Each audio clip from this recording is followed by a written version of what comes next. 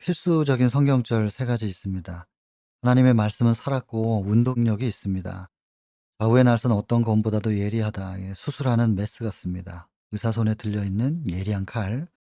그것으로 이제 수술을 하는 겁니다. 근데 몸부터 수술하지 않고 혼과 영을 먼저 고치신다는 거. 그래서 일반적인 의학으로 환자들에게 접근하는 방식하고 좀 다르죠. 몸으로 먼저 접근하는 게 아니라 혼과 영부터, 그리고 나서 관절과 골수.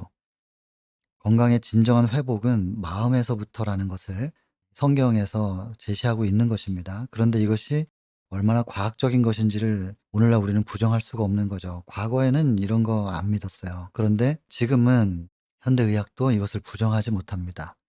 그래서 모든 질병의 근원이 스트레스라고 하는 거, 마음의 병이라는 걸 과학적으로도 증명이 된 시대이기 때문에 이 성경이 얼마나 과학적인 얘기입니까? 이런 걸 보면서 성경을 기록하신 하나님은 창조주일 수밖에 없다. 그러니 만드신 분이 고치시는 것입니다. 그리고 우리의 아픔을 견딜 수 없어 하시는 분이기 때문에 그것이 마음의 아픔이든 육신의 아픔이든 간에 가지고 내게로 와주지 않겠느냐고. 수고하고 무거운 짐진 자들은 다 내게로 오라. 내가 너희를 쉬게 하리라. 이렇게 호소하면서 초청하시는 그 하나님의 음성이 지금 이 방송을 들으시는 모든 분들의 마음에 다 닿기를 간절히 바랍니다. 그리고 성경은 이야기하는 것입니다. 생명의 근원이 마음에 있기 때문에 무릇 지킬 만한 것 중에서 가장 중요한 거, 마음을 지켜야 된다. 근데 이 마음을 인간이 스스로 지킬 수는 없습니다. 그래서 약속하신 거예요. 내가 너의 마음문 앞에서 두드리노니, 계시록 3장 20절 얘긴데, 문을 열어주면 내가 들어가서 다 마음을 지켜줄게. 약속하신 거거든요.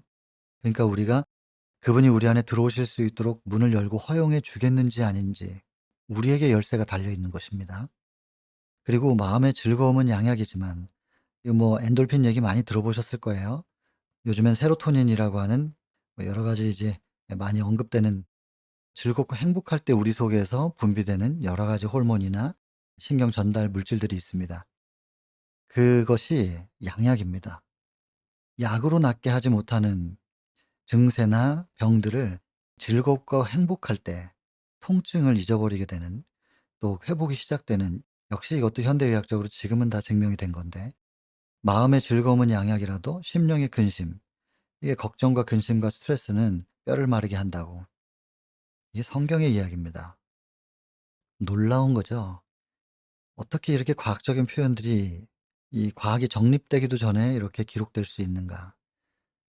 그냥 말씀대로만 한번 믿고 나아가 보면, 말씀으로 온 우주를 창조하신 하나님께서 우리를 재창조하시면 병은 간단히 낫는 것입니다. 그것이 마음의 병이든 몸의 병이든 간에 하나님과 접촉만 되면 금방 회복이 되는 건데, 참 안타까운 마음이 있지요. 자, 그래서 우리가 지난 시간에는 뉴스타트가 몸에만 적용되는 것이 아니라 이 말씀으로 마음에도, 우리의 영에도 똑같이 적용이 돼야 된다. 그래서 우리의 몸이 5분만 호흡이 끊어져도 죽는 것처럼, 뭐 뇌세포가 죽어가기 시작한다 그랬잖아요. 그런 것처럼 우리의 영의 호흡은 기도입니다. 그래서 쉬지 말고 기도하라고. 그 쉬지 말고 기도하라는 의미가 뭔지는 지난 시간에 말씀드렸으니까 넘어가겠습니다. 그다음에 기도 가운데 우리가 가장 첫 번째 해야 될 기도가 무엇인가? 성령 구하는 기도입니다. 여기 누가복음 11장 13절 적어 놨는데요. 9 절부터 이제 좀 연결시켜서 보면 구하라 찾으라 두드리라 그랬잖아요. 악한 자라도 자기 자식에겐 좋은 걸 줄 줄 아는데 하물며 너희 천부께서 구하는 자에게 성령을 주시지 않겠느냐. 여러분, 우리가 제일 먼저 기도가 영의 회복을 위하여 첫 번째 요구되는 건데, 하나님과의 관계, 소통, 호흡입니다.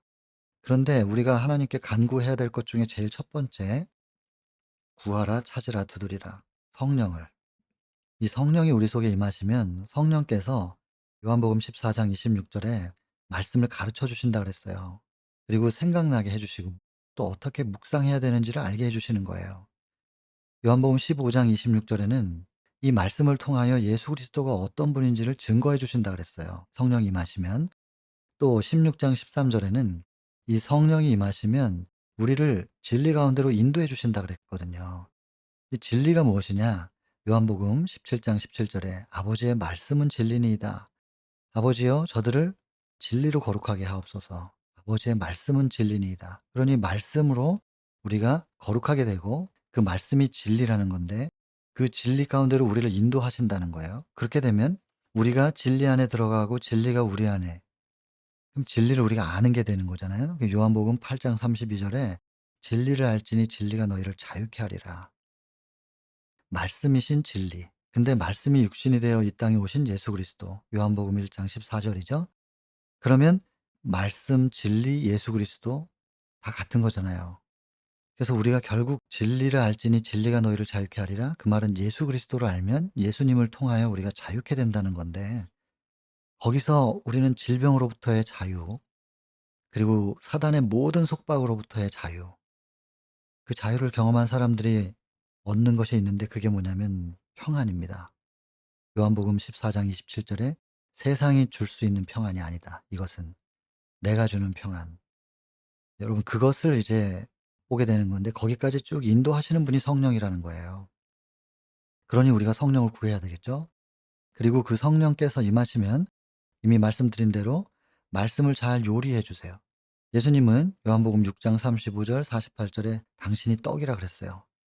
그리고 사람이 떡으로만 살 게 아니라 하나님의 입에서 나오는 모든 말씀으로 살 거라 그랬는데 그 말씀이 영의 양식인 거죠. 그것을 내 맘대로 공부하고 내 머리로 외우고 그러는 게 아니고 성령을 통해서 요리되어진 말씀을 우리가 먹고 섭취하게 되면 그것이 우리의 영혼에 영양을 공급하게 되는 것이죠. 그래서 이 순서가 우리의 영은 호흡해야 된다. 기도해야 되는데 그 기도 가운데 제일 먼저 간구할 것은 성령이다. 그리고 그 성령과 함께 영의 양식을 먹으라. 지난 시간에 여기까지 한 것 같아요. 그러면 그 다음에 연결되는 게 무엇이냐? 이 생명의 필수 조건, 육이든 영이든 똑같습니다. 공기, 물, 영양, 이게 육이고, 영적으로는 기도, 성령, 말씀이죠.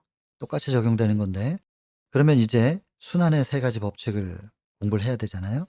이 생명의 필수 조건 세 가지가 우리 속에 아무리 잘 공급이 된다 할지라도, 그리고 아무리 양질의 이 생명의 필수 조건들이 우리에게 공급이 된다 할지라도, 이것이 우리 속에서 순환하지 않으면 결국엔 병들고 죽게 된다는 말씀 드렸는데, 영혼도 똑같죠.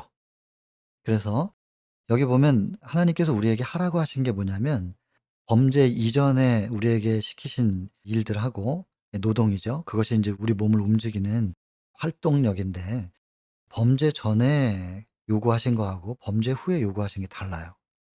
그래서 범죄 후에 이렇게 이렇게 하라라고 하신 것이 창세기 3 장에 나옵니다. 창세기 3 장의 1 절부터 6 절까지가 사단에게 유혹받고 거기에 반응하는 얘기고 그래서 먹어요. 먹고 남편에게도 줘서 같이 먹고 그게 인제 6 절까지고 그다음에 7 절은 먹고 나서 바로 나타나게 된 현상이 무화과 잎을 따 가지고 자기의 부끄러움을 스스로 가리는 행위가 시작된 거잖아요. 범죄 이후에 나타난 첫 번째 것이에요. 그리고는 하나님을 피해요.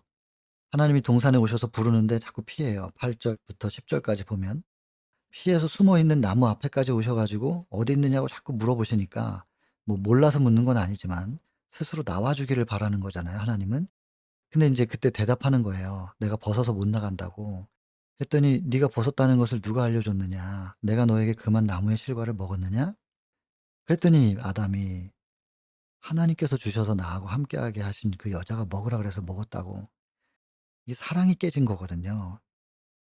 여러분 우리 회복해야 될 것이 무엇이냐면 역순으로 가면 사랑의 회복이고 사랑은 우리 힘으로 회복할 수 없어요. 하나님을 만나야 되죠. 하나님을 피하면 도저히 이걸 회복할 수 없죠. 그리고 하나님을 만나서 하나님을 받아들이는 거예요. 그분을 믿어드리는 거예요. 이젠 내 부끄러움을 내가 가리려고 하는 게 아니라 하나님을 통해서 오직 믿는 믿음으로 돼야 된다는 것이죠. 이 세 가지 회복돼야 되는 건데 이게 믿음으로 말미암는 의예요. 우리가 흔하게 그렇게 얘기하는. 이것을 잃어버린 것이 창세기 3 장에 나오는 거잖아요. 그러면 이걸 회복시키는 방법을 하나님께서 이제 설명해 주시는 거예요. 창세기 3장 17 절에 보면 "너는 이제 얼굴에 땀이 흘러야 종신토록 수고해야 먹을 수 있을 거야." 왜 땀이 흘러야 되냐면 수고해야 되냐면 18 절에 보면 계속 가시와 엉겅퀴가 올라오니까. 이제는 하나님이 뿌려 놓지 않은 씨가 뿌려졌거든요, 가시와 엉겅퀴의 씨가. 그래서 이 가시와 엉겅퀴가 계속 올라오니까 그걸 뽑아야 되는 거예요. 그 수고를 해야 된다는 거예요. 그리고는 인제 19 절에 보면은 "흙이기 때문에 결국엔 흙으로 돌아갈 것이다." 이제 이러면서 약간의 자극도 좀 주고 겁도 주는 거예요. "결국엔 너는 죽게 될 거야." 그럼 안 죽으려면 어떻게 해야 되죠? "그래 지금 설명해 줄게." 인제 이러면서 쭉 이어서 나가시는 거예요. 그리고는 "가시와 엉겅퀴를 계속 뽑아내야 된다."라고 말씀하시고 그 종신토록 몸이 끝날 때까지는 이게 계속 올라올 거야. 종신이라는 단어 안에 굉장히 큰 의미가 있지만 건강 강의니깐 좀 넘어가고요. 나중에 혹시 성경을 보시게 되면 여러분들 꼭 좀 한번 하나하나 깊이 살펴보시길 바랍니다. 하여튼 그래서 에덴에서 내보내시면서 굉장히 중요한 표현을 하나 하세요. 23 절이죠. 23 절에 보면은 "너는 에덴에서 나가서 너의 근본된 토지를 갈아라."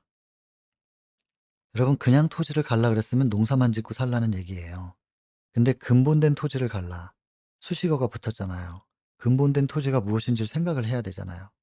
만약에 농사만 짓고 살라는 얘기였으면 아벨은 왜 농사를 안 짓고 양을 치는 사람이 됐을까요? 그러니까 이게 꼭 농사 얘기만이 아니죠. 그 근본된 토지라는 것은 창세기 2장 7 절에 "흙으로 빚어 만드시고 그 코에 생기를 불어넣으셨다." 우리는 흙이거든요. 근본된 토지. 더럽혀진 나를 갈아야 된다는 뜻이에요. 하나님이 심지 않은 씨들이 자꾸 발화해 가지고 가시와 엉겅퀴가 올라오는데 이거 제거해야 된다는 거예요. 그래서 이 가시와 엉겅퀴가 결국 어디까지 가냐면 창세기 22 장에 보면은 아브라함이 이삭을 바쳐야 되는 그런 상황이잖아요. 근데 하나님께서 멈춰라 하시고서 그 아이에게 아무것도 하지 말라고 "이제 알았다." 이제 그 말은 하나님은 이미 아시지만 너를 알지 못하고 참소하는 사단과 그 무리들에게 "네가 어떤 사람인지 내가 증명할 수 있게 됐다." 그 말이죠. 이제 그들이 알 수 있도록 내가 증명했다. 자 그렇게 해서 이삭은 바치지 않게 됐잖아요. 그러면 제물 어떻게 해요? 번제로 드려야 되는데 둘러보니까 22 장에 13절 보면은 그 수 양 한 마리가 숫풀에 뿔이 걸려 있는 거예요. 여러분 물론 이제 원문상 그 숫풀이라는 단어하고 창세기 3 장의 가시와 엉겅퀴라는 단어가 같은 단어는 아닙니다. 그러나 이 예수님을 상징하는 수 양의 뿔이 거기에 인제 걸려 있잖아요. 그래서 이것이 가시와 엉겅퀴 인간의 본성에서 올라오는 그 죄에 뿔이 걸려 있는 그래서 예수께서는 가시면류관 쓰시지 않습니까? 그리고 십자가에서 돌아가시는데 저는 이게 연결되는 것이라고 보는 거죠. 이제 그래서 '이거 해결해야 된다. 이거를 계속 갈아야 된다. 근본된 토지를 갈아라.' 이래 놓고 보내세요. 근데 정말로 이걸 우리 보고 다 가르라고 하시는 분일까? 왜냐면 안 되거든요. 아무리 해 봐도 그게 안 되거든요. 하다 하다 안 되면 결국 뭐라 그러냐면 사도 바울처럼 외치는 거예요. 로마서 7장 24 절에 "오호라 나는 공고한 사람이로다. 누가 나를 이 사망의 몸에서 건져낼까." 사도 바울은 빌립보 3장 6 절에 보면 "율법의 의로는 흠이 없는 자였다." 경건의 모양으로 완전한 사람이었다는 거예요. 그건 자타가 공인하는 거예요.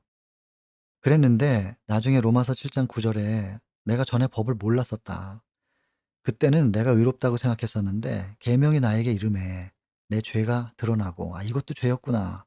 죄가 드러나고 의롭다고 했었던 나는 죽었도다." 이게 로마서 7장 9 절의 고백이잖아요. 그리고 여기서 자기가 새로 발견한 죄로부터 벗어나려고 그렇게 애를 쓰는데 24 절에 끝내는 안 되는 거예요. 자기 힘으로는 도저히 안 되는 거예요. 그래서 '이 사망의 몸에서 누가 나를 건져낼까.' 하는 거기. 그때 25절 바로 이어서 "내가 예수 그리스도로 인해서 하나님께 감사합니다." 그러면서 다시 일어나 가지고 8 장으로 탁 넘어가서 1 절에 "이제는 그리스도 안에서 정죄함이 없다. 죄와 사망의 법으로부터 생명과 성령의 법이 나를 해방시켰다고." 율법 위로 올라가는 경험을 하게 되거든요. 그러니 여러분 우리 보고 이걸 다 해결하라고 하신 게 아니라 "하는 데까지 한번 해 봐. 되나 안 되나." 해 보니까 안 되거든요. 근데 하는 사람도 요즘에는 없는데 최선을 다해서 해 보는 거예요. 최선을 다해서 해 보는데 안 되는 거예요. 이거 안 된다는 걸 고백을 해야 돼요. 인정해야 돼요. 겉으로는 뭐가 좀 되는 것 같을지 몰라도 자기 속에서의 그 이기심과 사랑 없음은 인정해야 되는 거예요. 누구를 판단하고 정죄하는 게 아니라 성경에 인간의 본성이 그렇다고 적혀 있는 거거든요. 이걸 인정해서 '하나님 이거 어떻게 해야 돼요?' 도저히 가시와 엉겅퀴를 해결할 수가 없네요. 그래서 내가 준비한 게 있어. 안 된다는 걸 절실하게 느낀 것만큼 유일한 희망을 강하게 붙잡겠죠. 자기가 시도 안 해 보고 안 된다는 것을 잘 모르고 인정 안 하면 하나님을 붙잡는 것도 좀 약할걸요. 제 경험상은 그래요. 근데 정말로 내가 얼마나 무력한 사람인지를 깨닫고 인정할 때 '정말 나는 안 되는 거구나. 내 힘으로 되는 게 아니었구나.' 그럴 때 유일한 희망을 붙잡는 그 손, 여러분 시대소망 36장 기억하시나요? 믿음으로 만짐. 혈류병에 걸린 여인이 예수님이 지나가실 때 예수님의 옷자락을 붙잡을 때 거기에 그렇게 표현되어 있잖아요. 그 여인의 일생의 믿음이 그 손끝에 집중되었다. 여러분, 내 힘으로는 도저히 안 된다고 생각할 때 일생의 믿음이 손끝에 집중되어서 예수님의 옷자락을 딱 잡는 거예요. 그리고 낫는 거죠. 자기가 안 된다는 걸 아는 사람만이 예수님을 그렇게 간절히 붙잡을 거예요. 근데 이걸 빨리 알고 빨리 인정하고 예수님을 딱 붙잡으면 될 텐데 자꾸 이렇게 저렇게 해 보려고 그래요. 이게 안타까운 거란 말이에요. 그러나 모든 사람이 과정이 있는 거니까 뭐 그건 기다려야죠. 어쩔 수 없는 거고. 그러나 기도하면서 기다리는 거예요. '제발 힘든 시간들을 너무 오래 겪지 않았으면 좋겠다. 좀 빨리 깨닫고 예수님을 붙잡을 수 있으면 좋겠다.' 그거죠. 그 예수님을 붙잡아야 된다는 걸 깨달을 때쯤 하나님께서 "네가 아무리 해도 안 되지. 그래서 내가 준비한 게 하나 있어."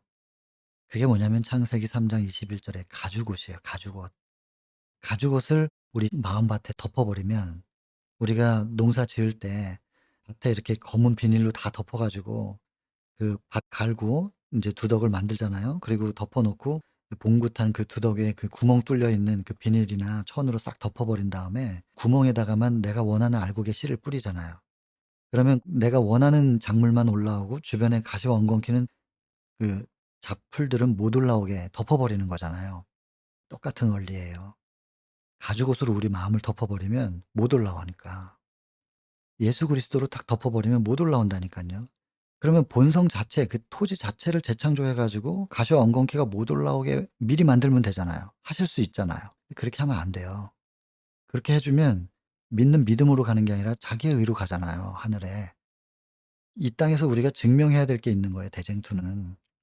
창세기 3 장에서 하나님과의 믿음의 관계를 놓쳤기 때문에 하늘 가는 것도 철저하게 믿음을 회복시켜서 가는, 그게 온 우주 앞에 증명돼야 돼요. "이런 상황에서도 믿을 수 있어?"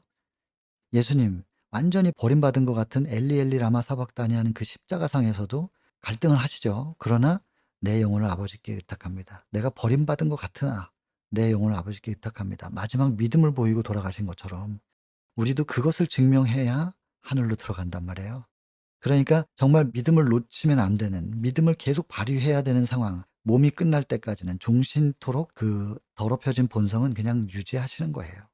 하나님께서 두시는 거예요. 다만 그 본성에 의해서 제압당하지 않도록 철저하게 가죽옷 예수 그리스도를 믿어 주겠느냐, 이 가죽옷으로 네 마음을 밭을 덮어 주겠느냐, 지금 이거 요구하시는 거거든요. 그리고 나중에 인제 그 고린도전서 15장 51절 보면 비밀을 말해 줄 건데 계속 잠자는 게 아니라 마지막 나팔 소리 들리면 홀연히 변화되고 썩지 않을 몸으로 부활할 거야. 그때는 몸이 끝나요. 종신. 몸이 끝나요. 몸이 썩지 않아야 할 몸으로 바뀐다는 건 본성 자체도 다 바뀐다는 거예요. 그러면 이제 믿음이 증명됐기 때문에 싹 변화시켜 주시는 거죠. 다시 원래 범죄 전 상태로. 지금 믿음이 증명되기 전까지는 본성의 욕구가 있어요. 그것을 예수님을 믿는 믿음으로 가죽옷으로 덮어서 믿음으로 말미암아서 의가 이루어지고 유지될 수 있는지가 증명되는 시간이란 말이에요. 우리가 그 시간들을 지금 살아가고 있는 거예요, 이 땅에서 신앙할 때. 그래서 이 운동이라고 하는 것은 우리의 본성인 마음밭을 갈아야 된다, 이제 그 얘기거든요. 창세기에서 범죄 후에 이 일을 주시고 내보냈는데 이것을 신약에서는 마태복음 11 장에 28 절부터 보면 "수고하고 무거운 짐진 자들은 다 내게로 오라. 쉬게 해 주겠다." 하시고선 "나는 마음이 온유하고 겸손하니 나의 멍에를 메고 내게로 와서 배우라." 그럼 멍에가 뭐예요? 밭 가는 도구잖아요. 밭을 좀 쉽게 갈게 하려고 어깨에다 메고 밭을 가는 건데, 창세기 3 장에서 나가서 근본된 토지를 갈라는 것과 그리고 이 신약에서 멍에를 메고 밭을 가르라고 하는 것이 일맥상통하는 거, 연장선에서 이루어지는 것입니다. 그런데 시대소망 34 장에서는 이 멍에가 무엇이냐? 율법이다 이렇게 설명해요. 그렇게 기록돼 있죠. 그리고 그 시대소망 34 장에서 말하는 멍에가 율법인데 그 율법은 사도 바울이 "나는 율법의 의로는 흠이 없다." 할 때 그 율법이 아니란 말이에요. 그 율법에 대해서 오해를 하지 않게 하기 위하여 쭉 설명을 해요. 시대소망 34 장에서. 그 율법은 뭐냐면 사랑의 봉사이다. 사랑을 실천하는 거예요.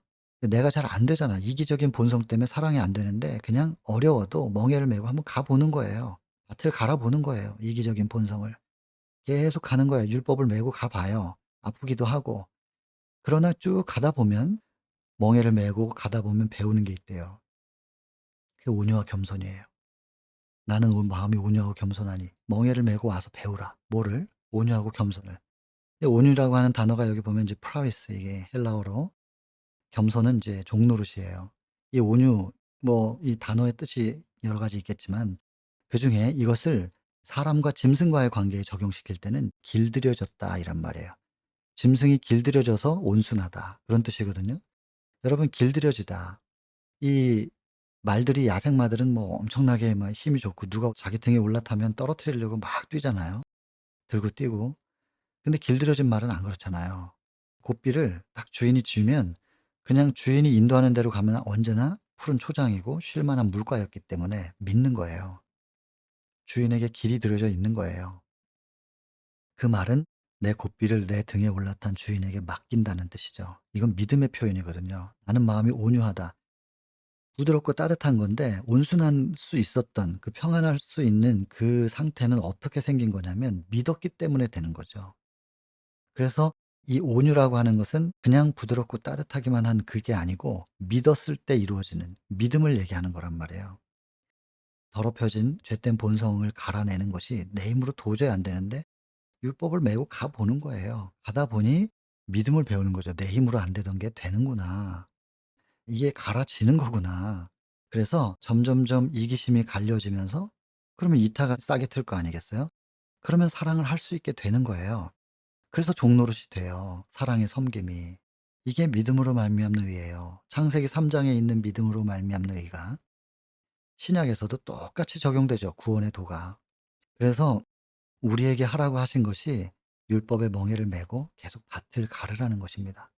근데 "너가 혼자 하게끔 내가 하지 않을 거다. 내가 같이 해 줄게. 내가 가죽옷으로 덮어 줄게. 너하고 나하고 같이 하면 가시와 엉겅퀴를 제어할 수 있어." 이게 우리에게 주어진 운동이에요. 그래서 여기 보면 하나님의 보내신 자를 믿는 것이 하나님의 일이라고. 이거 오병이어의 기적 이후에 사람들이 몰려오니까 "너희들이 표적을 보고 온 게 아니고 떡을 먹고 배불러서 온 거구나." 하면서 "썩을 양식을 위하여 일하지 말고 영생하도록 있는 양식을 위해서 일하라." 그게 "무슨 일인데요?" 그랬더니 "보내신 자를 믿는 게 하나님의 일이야." 이렇게 연결시킨 그 요한복음 6장 얘기인데 가죽옷을 우리 마음밭에 올려 놓는다는 것이 곧 믿음을 얘기하는 거니깐요. 근데 하나님께서 주신 이 운동 영적인 일을 쭉 해 나가는데 한참 달리다 보면 혼자 뛰고 있어요. 제가 이거 너무 잘 알아요. 선교지에서 정말 나름대로 열심히 한다고 뛰었는데 한참 뛰다 보니까 혼자 뛰고 있는 거예요. 예수님의 일을 한다고 생각했는데 뛰다 보니까 내 일을 하고 있는 것이고 하나님께 영광 돌리는 일을 한다고 생각했는데 뛰다 보니까는 다 제 영광인 거예요. 모든 걸 저의 영광으로 돌리고 있는 것이죠. 옆에 예수님과 동행하며 일을 해야 돼요. 그래서 예수님께서 요한복음 8장 12 절에 "나는 생명의 빛이다. 나하고 함께 가자." 항상 운동할 때는 햇빛과 함께잖아요. 햇빛을 보면서 운동을 하는 건데 예수님과 함께 이게 영적으로 이렇게 적용이 돼야 되죠. 여러분 누가복음 2장 44절 굉장히 무서운 말이 나와요. 마리아가 유월절에 갔다가 아들 예수님 놓고 요셉이랑 둘이서 내려오는 거예요. 옆에 아들이 있는지 없는지 체크가 안 돼 있는 상태예요. 근데 마리아는 어떻게 생각하냐면 동행 중에 있는 줄로 생각하고 옆에 있다고 생각을 했다는 거예요. 누가 뭐래도 이 마리아에게 예수님은 본인의 아들이에요. 배 아파서 난 아들이에요. 어머니도 이렇게 잊어버릴 수 있다니깐요. 어머니도 잊어버릴 수 있는데 우리 같은 사람은 오죽하겠냔 말이에요. 그러니까 매일 매 순간 체크해야 돼요, 옆에 예수님 계시는지. 그러니까 그분이야 늘 계시죠. 근데 내가 임마누엘의 하나님을 지금 의식하고 인정해 드리는가? 너는 범사의 그를 인정하라. 그리하면 너의 길을 지도하시리라. 잠언 3장 6 절인데 여러분 그분을 범사에 인정해 드려야 돼요. 근데 자꾸 놓치고 옆에 계시는 걸 잊어버리고 그냥 내 맘대로 하는 거예요. 햇빛과 함께 운동해야 됩니다.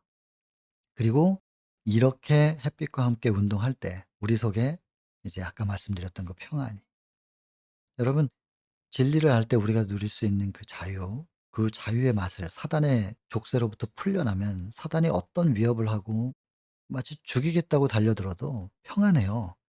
그래서 사도행전 7 장에 보면 스데반의 순교가 나오잖아요. 돌을 맞는데 평안해요.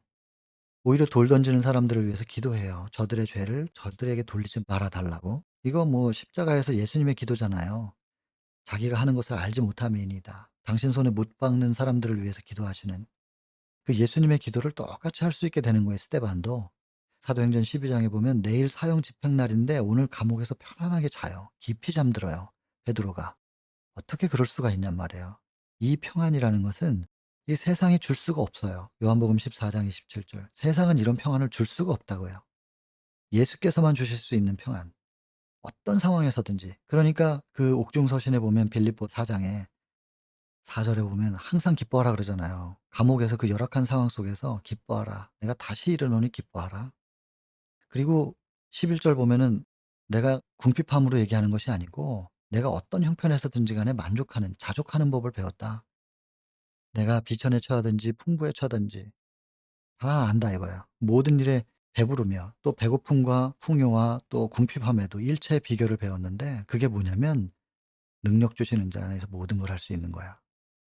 능력 주시는 자 안에서 모든 걸 할 수 있다는 것이 기도하면 모든 게 다 된다. 그것도 분명히 맞죠. 창조주 안에서. 그러나 어떠한 상황에서든지 간에 내가 만족하고 행복하고 기쁠 수 있는 그래서 신앙은 내 환경이 내 주변이 바뀌는 게 아니고 내가 바뀌는 거잖아요. 아무리 주변에서 나를 죽이겠다고 덤벼들어도 시편 27편 한번 보세요. 군대가 나를 대적하러 와서 진을 치고 전쟁이 일어나서 나를 치려 할지라도 내가 오히려 평안하니 이렇게 말해요. 여호와께서 나의 빛이고 구원이시니 내가 누구를 두려워하리요. 여호와께서 나의 생명의 능력이시니 내가 누구를 무서워하리요. 여러분 주변 사람들이 나를 다 죽이겠다고 덤벼들어도 나는 평안하다. 여러분 이게 휴식입니다. 하나님께서 주시는 휴식. 가난해도 평안하고 위험해도 평안하고 이거 세상이 줄 수 없는 거잖아요. 여러분 뉴스타트 안에 쉼이 들어있어요. 휴식이. 특별히 결정체 안식일. 창조주와 함께함으로 우리는 안식하는 거예요. 어떤 상황에서든지 간에. 여러분 이거 뉴스타트가 육에도 적용이 돼야 되지만 우리 마음에도 이렇게 적용이 될 수만 있다면 우리 영혼에 적용될 수만 있다면 영과 육의 회복은 분명히 일어날 거란 말이에요. 그래서 육에 대한 거는 자료들이 많으니까. 근데 이 영적인 부분들은 제가 좀 잘 못 들어봐 가지고 제가 못 찾아서 그런 걸 수도 있겠는데 그래서 좀 강조를 드린 것입니다. 마지막 절제는 그거죠. 그렇게 말씀 따라 같이 걷다 보면 좌로나 우로나 우리가 치우치지 않으려고 애쓰는 게 아니라 그냥 믿음의 주요 온전케 하시는 이인 예수를 바라보고 전진하다 보면 그냥 그대로 쭉 길이신 예수님을 밟고 걸어갈 수 있게 되니까 좌로나 우로나 치우쳐지지 않을 수 있게 되는 겁니다. 우리가 애쓰는 게 아니고 그렇게 되어지는 것입니다. 이게 뉴스타트의 영적 적용입니다.